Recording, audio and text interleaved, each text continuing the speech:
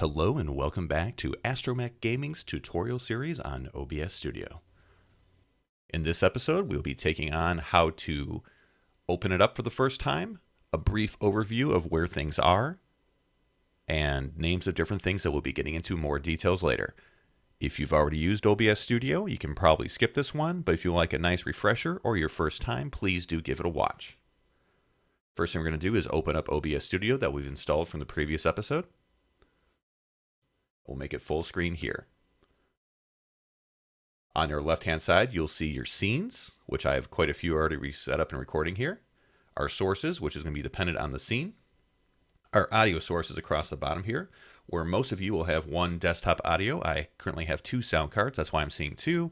And you'll see the microphone in the middle, which is what's reacting to while I'm talking here. On the right-hand side, you'll have your transition options.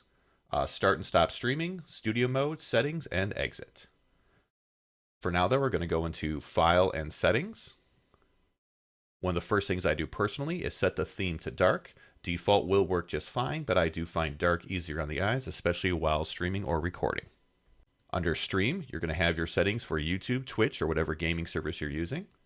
Under Output, we're going to set it up so you can save things to your desktop directly.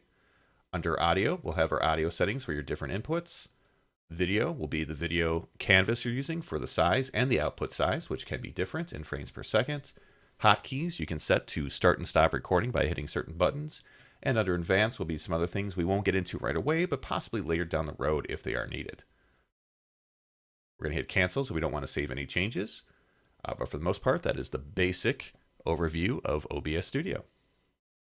In the next episode, we will give you the setup for your first scene, your first source, and generally a setup for recording.